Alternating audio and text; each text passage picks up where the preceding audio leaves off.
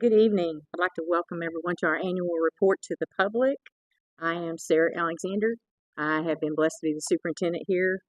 This is my 7th year. I'd like to welcome my school board members this evening. I have Mr. Jason King on my far left, Miss Michelle Ladyman, Mr. Jason Ponder is our school board president, Miss Regina Chisholm is our vice president, Mr. Dale Anderson, our secretary, is not with us this evening. I'd like to give you just some general district demographics about Bergman. We are a K-12 campus with 909 students. We're configured as a K-4 elementary, a 5-8 middle school, and a 9-12 high school.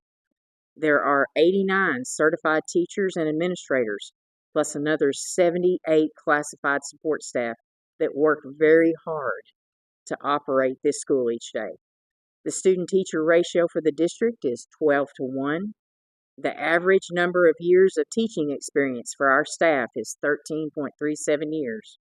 25% of our current teaching force has over 21 years of service. That number has decreased slightly over the years. We've lost a few to retirement. Our free and reduced lunch rate has risen to 64%, up from about 58% last year. Demographically, we're 92.5% Caucasian, we're 3.9% Hispanic or Latino, we're 1.9% other races, and another 1.7% of our student body has 2 or more races. Approximately 2% of our students who attend Bergman are here from a legal transfer or school choice. Those kids do not live in our district. Their parents have chosen Bergman as a place to send their students to school. The principals and I will shortly highlight some of the reasons why we think they might have chosen Bergman. This year we've been fortunate enough, and last year, to make some major safety upgrades. Unfortunately, safety remains a top concern for students and staff in today's public school world. The district took an additional step forward in providing a safer school environment by recently getting another employee trained as a certified school safety officer. Intensive initial training for these officers is followed up annually by refresher and renewal training. In addition, our resource officer, Doug Becker, leads our CSSO force and provides monthly firearm training. The 2024-25 school safety grant allowed us to spend funds to construct single points of secure entrance into all 3 of our campuses. Parents and visitors are no longer allowed to just buzz in and take off down a hallway towards students. Walls, doors, and windows have been added to provide a holding place for adults to safely wait. We were able to replace 7 sets of doors that were not closing back properly after someone passed through them. We've added extra security cameras, and we've upgraded most of our bus cameras.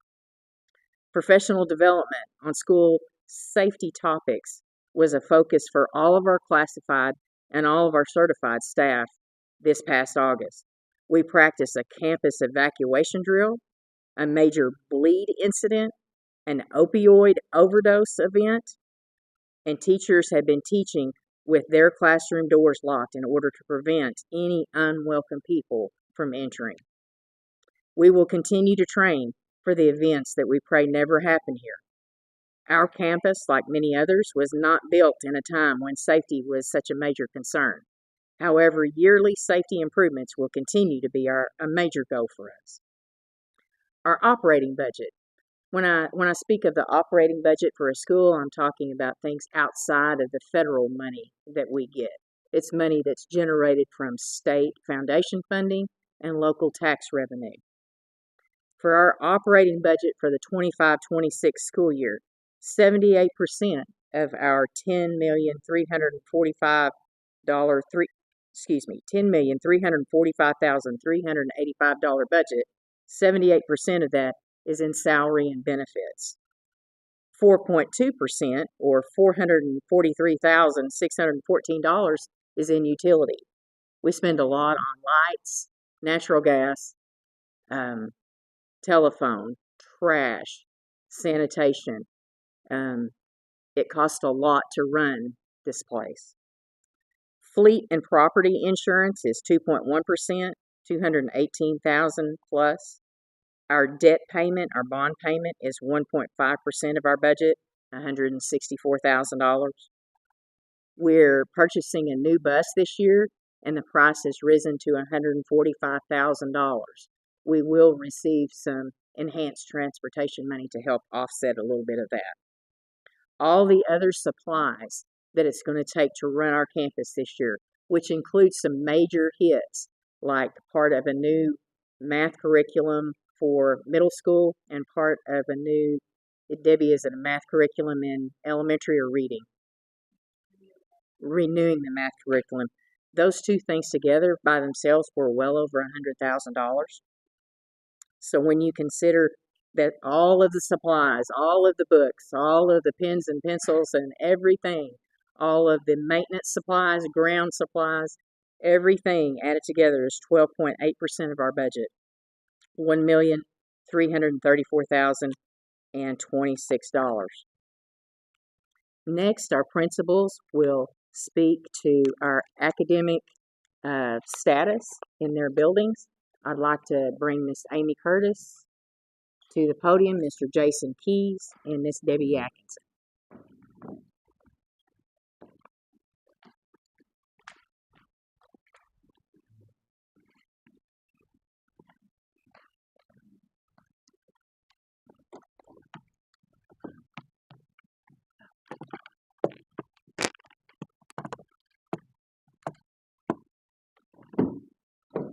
In high school, when we're talking about our academic needs, we've addressed our reading comprehension as well as our grammar skills and our writing papers as in essays or in response to short novels that they have read. We have increased the weekly practice on the close reading and active reading skills, and we are committed to writing one major writing piece a month in each of our ELA classes. And we are having 3-week rotations for our interventions in ELA and they're focusing on their grammar skills. We do have a HQIM in place for ELA. For algebra and geometry, those two classes, which are typically in 9th and 10th grade, are the ones that we are going to focus on. And it's came down when our math teachers met together that they are looking for interventions on solving one-step equation to multi-step equations. Slope was a big one, and then also the rates of change.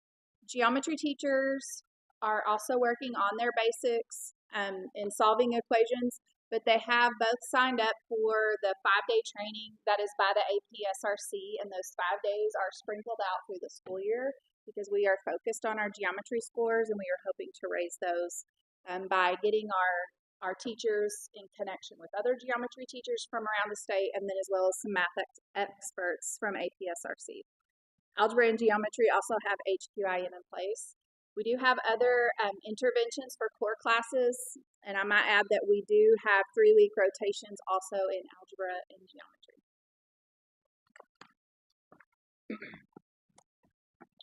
In middle school, one thing that we're still focusing on, as Ms. Curtis said, is our reading achievement and comprehension.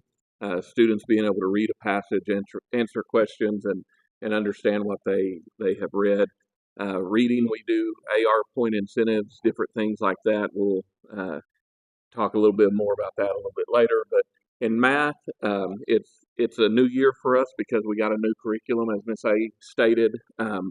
And although it would be nice if we could buy the curriculum, they hand us the books, and it starts just like that, it'd be awesome, but that's not the way it works. It takes time for our teachers to go through training to understand how to use a new curriculum, how to map it out, how to pace themselves, how to do all that. We purchased with the new curriculum some PD days.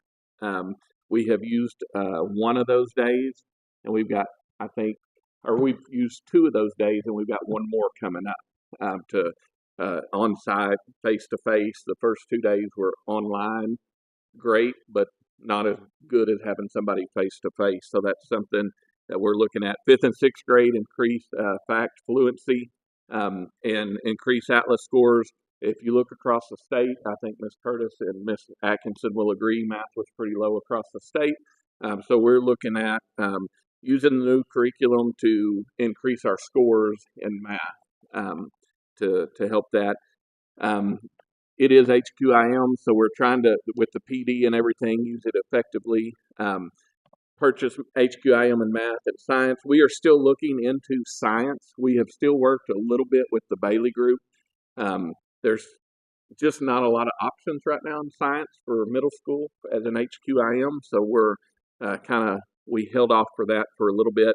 Our science scores were pretty decent, not bad, not great, but they were pretty decent. So we have held off on that for a little bit.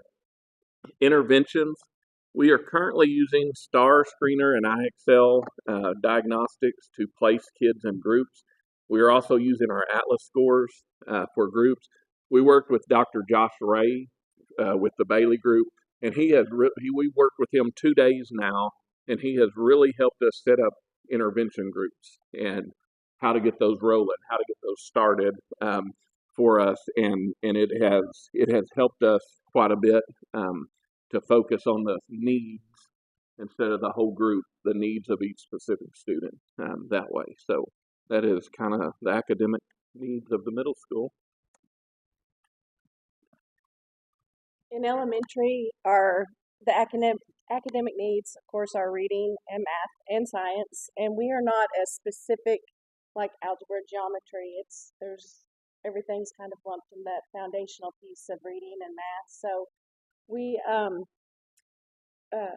added science. To be honest, science has kind of not that it wasn't taught, but it wasn't a main focus. The reading and math.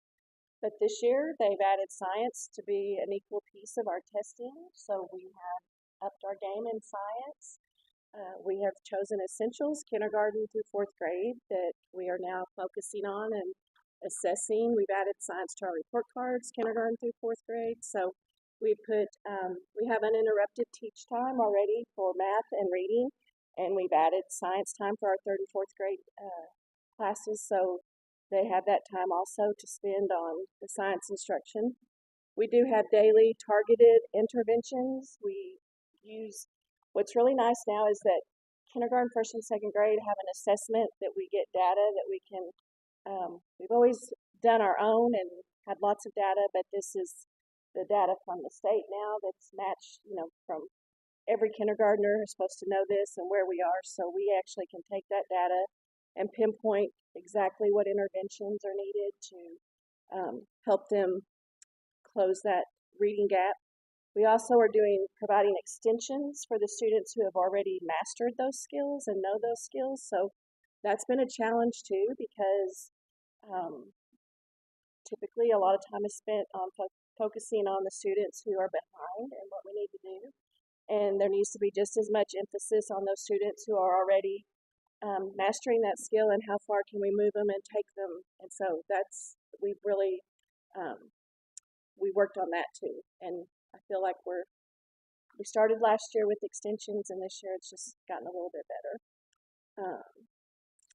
We have focus, like I say, we talked about our interventions are focused, but we've become more aware of making sure our tier 1 instruction is that we're focused and that it's good, solid instruction.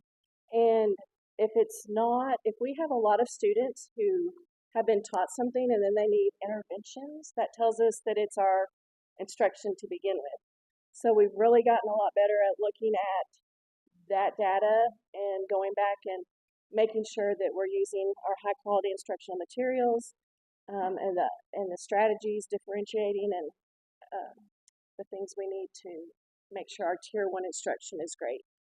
And then for those students who do not master the skill in tier 1, we do have a clear path. We know exactly what we're going to do and how we're going to do that for tiers 2 and 3. Students have to have intensive reading and math plans. Those are required by the state, and we are in the process of using the data that we've gotten from the assessments we've given and working on getting those ready. We also have a student intervention team that meets biweekly, and that team analyzes the data and talks about the students that maybe are not making progress that we would like to see and what our next steps need to be with those students. So. Last year we started and have continued on with our instructional goals for all of our K-12 teachers for the 3 buildings that we have. We have grade level teaching, which is our standards, and then we also are talking and speaking to our teachers about, is the rigor appropriate? Is the lesson on grade level? If you're in the 3rd grade, you should be receiving 3rd grade instruction. Students, we have been encouraging students and teachers to have them engage from bell to bell. As in planned instruction or instructional activities that are done in class. The engagement piece that we see from our students, they are on task and they are involved in a learning activity. They're actively participating in reading, writing, speaking to one another, and that's for both the teacher and student, not just for the students or not just for the teacher. We have HQIMs that we have in place. If applicable, there's a lot of things that we do teach that do not have HQIMs, and there is an approved list on ed reports from the state that we have to review when we are selecting our HQIM, and those also have assessments, they have interventions, they have accelerations embedded in the HQIM. That's part of the piece of that instruction. And so we're hopefully helping our teachers make sure that we're utilizing it, because as you heard from our budget, it's very expensive. We use data to inform our instruction. We look at grade level evidence, whether it's a unit test, a quiz, or the screeners that Debbie was talking about earlier from K2. Our HQIMs provide pacing guides and a curriculum map that can help our teachers to make sure that they're on track with that grade level instruction. We want to make sure that our scheduling, our master schedules for each of our buildings it's very intense. And Mr. Keys and I have to make sure that ours mesh well together because we share teachers and we share lots of spaces together. So we have to plan and make sure that we are setting our teachers up for success and our students ultimately up for success. We've asked our teachers to have student-friendly objectives, learning targets posted on the wall. That way our students can walk in the door. They may not know what the end goal is, but they can have a clue as to what that they are supposed to learn that day. If you know me, you know I'm a numbers person. I love numbers. So we got a few high school by numbers. We have 7 students in AP courses. 17 are in a case animal science, and that is the CTE version of an AP course. 31 students are in the Advanced 9 and the Advanced 10 English class. We have 4 students in tech courses at the Tech Center through North Arc. I believe next semester we are increasing that by 3. We're excited. Miss Middleton and I have met with the director, Mr. Urosity, and we are excited to get more students into that tech program. We currently have 62 students in high school taking 116 concurrent courses. And this is interesting. It is great. It is wonderful that our students can take those concurrent courses, but it also adds another layer to their education, which is wonderful. And then also an added layer of responsibility, which sometimes come with some hard lessons for high school students that are taking those college classes. Ooh, I love me a good chart graph. Okay. So over here on the right, I have looked at the merit diploma. So there's merit and distinction type diplomas that are coming through, and those will be enacted in 26-27. When Ms. Todd was my counselor, when we heard that there were diplomas and they needed to take very specific level classes and pathways, we got right on it. I feel like we were setting our students and our teachers and our grade card up for success. So this year for our seniors, I have 10 seniors with 2 or more pathways. So some of them are taking concurrent classes and they're also completing a pathway, whether it's our animal science or any of our business. And 44% of my seniors are taking concurrent classes, animal science, and you can see, but then As we look to the future, as we're planning that master schedule, as we're planning for what our students need to take, our juniors also right now have 10 that have 2 or more pathways. And then their numbers shifted a little bit. You can see banking went from 1 completer to 14. Okay, and I don't know if that is the way the schedule fell where they could select their classes, or that group just decided like, hey, let's all do banking. I'm not sure. We have plenty of banks in Harrison, so it's wonderful that they have that opportunity. And then also for our 10th grade, finance was really huge, almost as big as our ag power structures, which was incredible to see.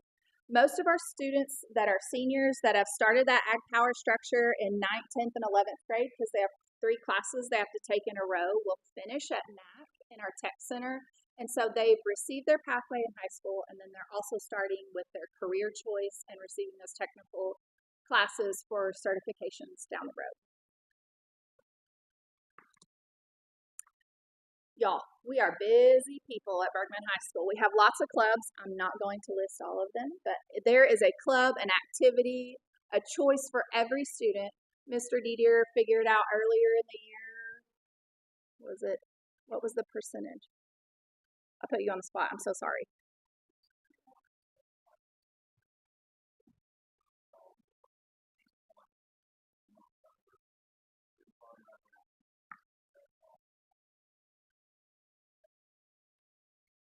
Thank you. So about 75% are involved in about one activity, 50% are in multiple activities.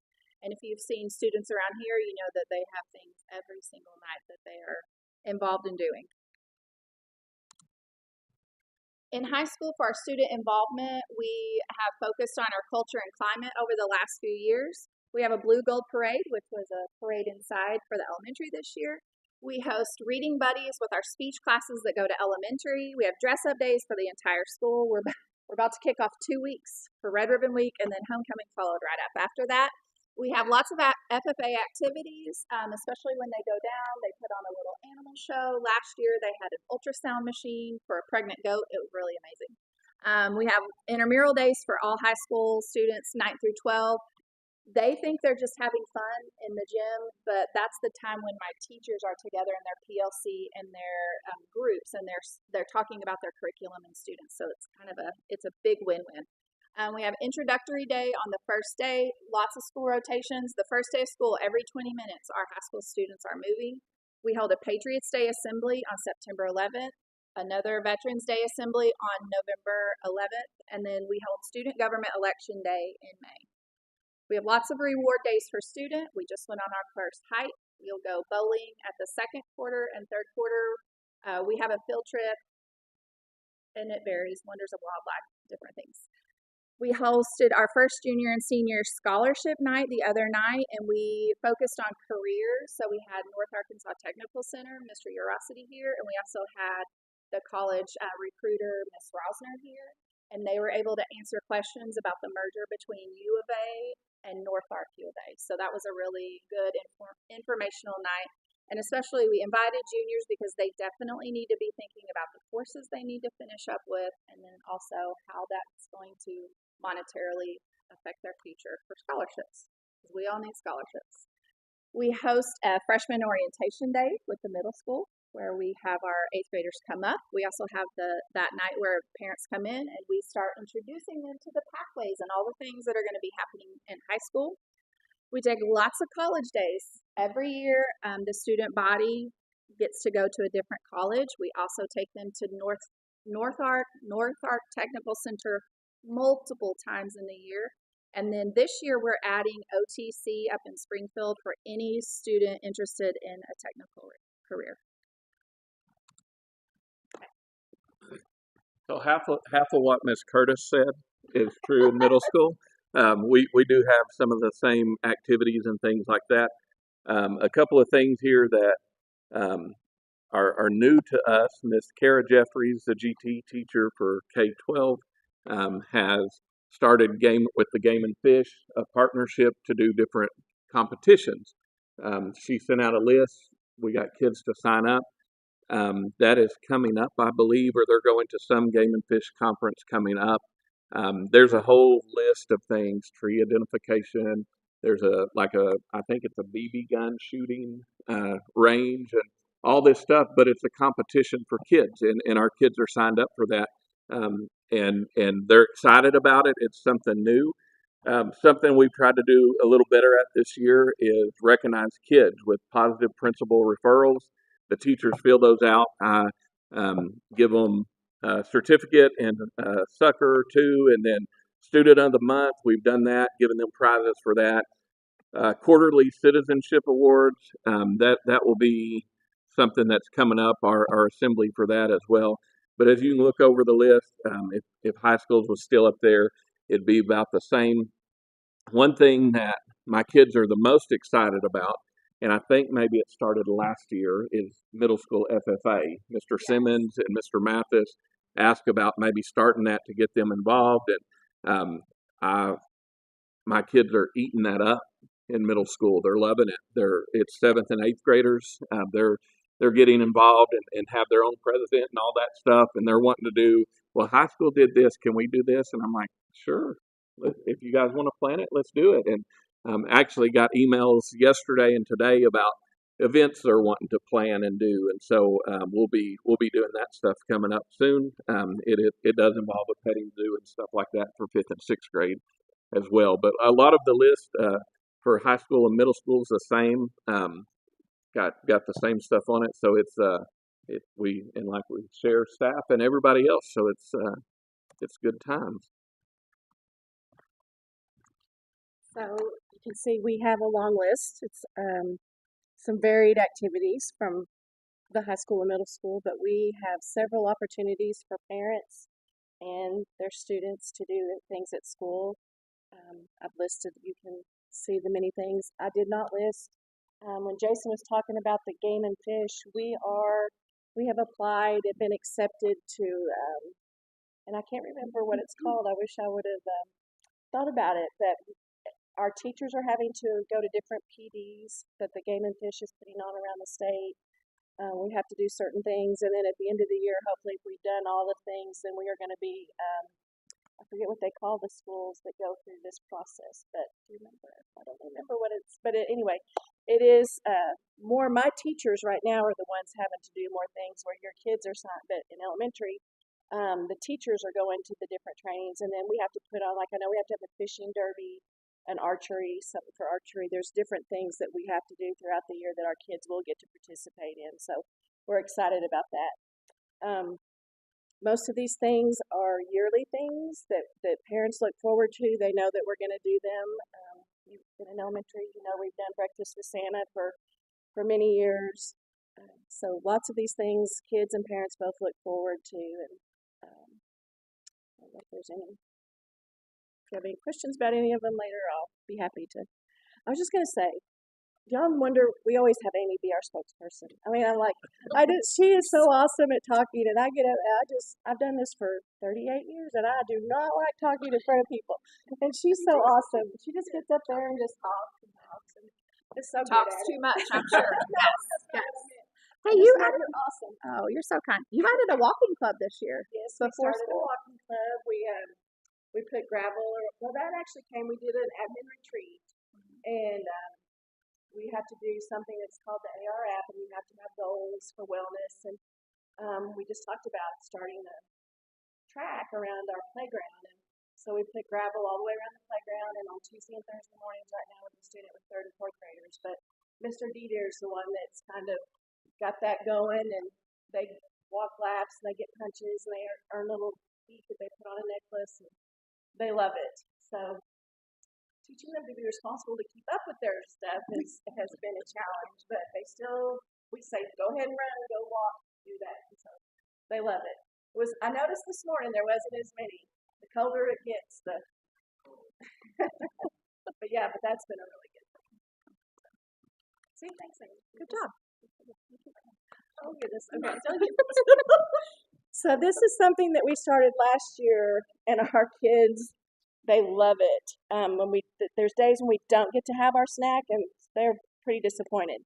So it's a partnership through the USDA, and at 2:45 every afternoon, there are totes sitting outside the classroom doors that have bags of lots of stuff in it.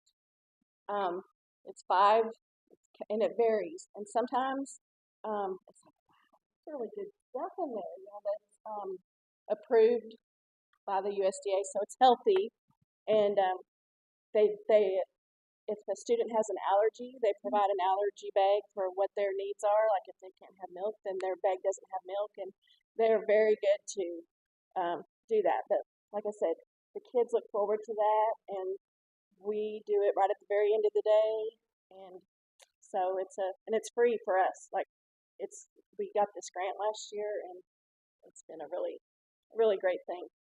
The things that are left over, the kids can't take home that day. It's kind of a strange thing, but sometimes we have so much stuff we share with Share and Care gets some of it, our preschool gets some of it. There's different the sanctuary in town, so there's different people that we don't let the food waste. If we have a lot of milk and juice and stuff like that left over, we have people that we share it with. So. Keep going. Family and community engagement. I think that's one of the things that we are really good at here is inviting our families to do things. In elementary, we have a back to school bash before school starts, and that's attended almost, I don't know, I'd say we have 90%, if not more, every year in attendance at that. We do, the last couple of years, we've done, each grade level does a parent information night, and we feed them, and then they go and the teachers share all the important information, their curriculum, ways they can help their students at home, just some of the things that we feel is important for parents. It lasts maybe 30 minutes. We give 30 minutes to eat, and then their meeting's about 30 minutes. And we just feel like that's sometimes teachers are disappointed that all their parents don't come, but it's like, whoever comes, just make it worthwhile for whoever's there. If they're there, then that's great. We also have, we call it a family and space is what the state calls it, family and community engagement. And we have a committee in elementary that's made up of community members that don't have any kids in school. Some of them have never had kids in our school, and some of them have in the past, has some teachers and some parents. And we meet 2 or 3 times throughout the school year, and like Miss A comes sometimes and shares master plans and different things with them, and I think that's a great thing. We have another family event that we hosted. We all did a back open house. We call it open house, and we have a scavenger hunt and bingo and all different things. And you can sign a giant diploma in the hallway of your graduating class. Kids, I'd like to think that they like to do that. Then we hosted, like I spoke earlier, with the career and college night. We ask our teachers to always begin their PLCs with celebrations of student needs, also of just personal celebrations. So, they can start off on a good foot. In May, we have Teacher Appreciation Week, and then we also have Staff Appreciation Days sprinkled throughout the year. We celebrate daily academic success, all of us, when we're together, like, okay, what's going great in our buildings with our teachers, and we're having those discussions and recognizing those teachers. And then another great celebration is that all 3 of our schools have the letter grade of a B letter grade. So when the new report card came out and the new 9-cell reporting, it was a little different, that we have worked really hard to set up for success and for our students. And the letter grade B, we were all so close We were. to an A. So that's like we're very close. With the new formula, you can see like exactly where you are.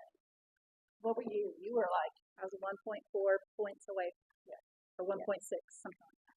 It was under 2 points, and I'm like, oh, I was so close. Anyway, we have also put together a quick slideshow of what our students have been doing. We put together a quick slideshow of what our students have been doing so far this year.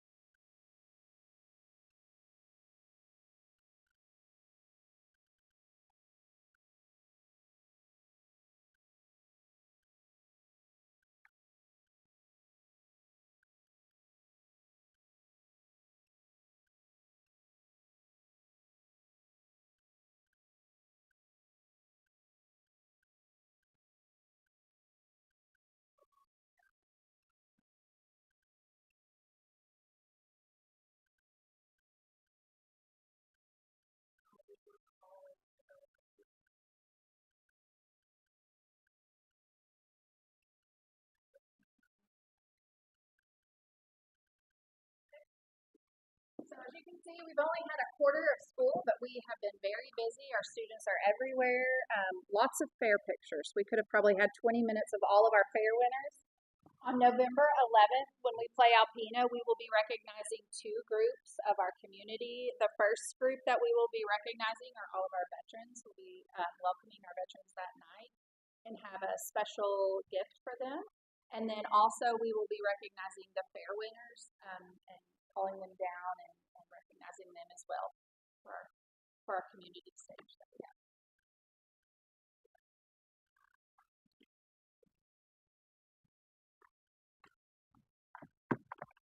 And I know all of us would say, Miss A said to share the things, the good things going on, the things we're working on, but all of us, I think, would say we have the best staff, like anywhere. We have, our certified teachers they work so hard and care so much about the kids, and our classified staff, there was pictures of our lunch ladies up there, our custodians, bus drivers. I mean, everybody on our campus, I think, just loves kids and is happy to be here and is a part of, we tell them, that B came from everybody, because everybody here plays a part in shaping our kids. And I tell people that it says teacher appreciation, but I think we all stress to them, you don't have to be a teacher to teach kids. So our secretaries, they do that, they do it. Anybody that touches these kids plays a role in shaping them. So I just wanted to say, because I know we always say that we are thankful for our staff. So turn me to I am also the federal coordinator, and we are required to share with you our federal funds. We receive 3 title funds from the federal government. The first one and our largest one that we receive is Title I, and you can see we $204,437.84. The majority of that, like our operating budget, we pay the salary and benefits of 4 paraprofessionals and 1 instructional facilitator. Then my stipend comes out of that to pay for a federal coordinator. We have funds to purchase extra supplies for students that are considered homeless. The state has guidelines on how someone is identified as homeless and then the things that we can help them with. We also spend this money to supplement the core curriculum. You cannot use federal funds to buy core, like things that are necessary, needed, that you have to have, but you can use it to buy supplemental things, and we do that a lot. We use it for a lot of supplemental things. We buy Chromebooks, and we use this money to support our family and community engagement. May have any questions about Title I? Title II-A is a PD. You can use it for different things. You can use it to, I'll tell you, we use it for professional development. You can use it if you have an extra teacher that is not a required because of your numbers. You can use part of this money. We have never chosen to do that. So this $39,731 is divided between middle school, high school, and elementary, and we use that to send our teachers to high quality, professional, job embedded PD. And also I have put some of my budget to help pay the subs for some of the trainings that teachers go to. So we're very thankful to have this money. This is one of the funds, though, that is being talked about as not having after this year. So we don't know if we'll still have it, but we enjoy getting to send teachers to things with that money. And then Title IV is $15,234. We choose to spend it on safety, and this year we are using it to send our CCSOs and reserve officers to the trainings. We have bought 5 Chromebooks that we are using for our evacuation backpacks, or not necessarily in the backpack, but we are going to have those Chromebooks identified as for the secretaries to be able to grab if we have to evacuate. We have purchased tourniquet kits, and we bought 8 Larry, are they called security backpack vest? I couldn't find a better name for them. So, I think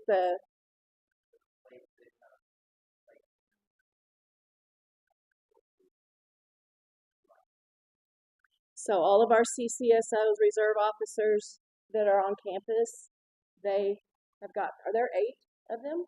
That's why we got 8.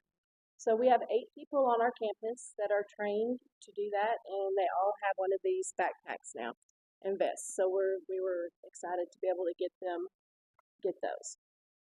Any questions about Title II or Title IV?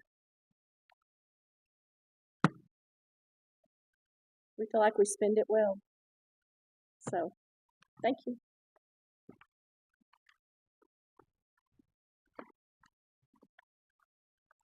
So a school is like many other organizations. The better leaders you have, the better people you have surrounding you, the better your organization is going to be. And I said earlier in one of my remarks that 1 out of every 5 kids that comes to this school does not live in this district. They have chosen us.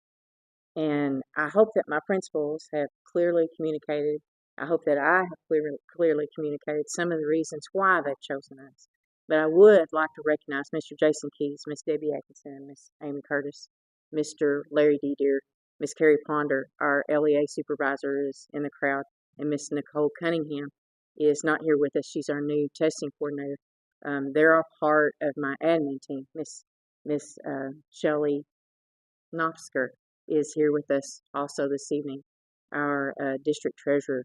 It takes a lot of people to run an organization this size. It takes a lot of great people to make this organization what it is. And I still believe in public education. I still believe in public school districts. All of us are products of public school education. It has served us well, and I still believe that we have something to offer this generation and then some of the generations to come. Thank you so much. I'd like to thank Mr. Brian Curtis, the voice of the Panthers, for helping us with the filming this evening. We're going to put this on our YouTube channel so that if anybody wants to say, hey, I saw that, and you ought to go watch that to see what's going on up there at Bergman, we would appreciate a shout out and a share of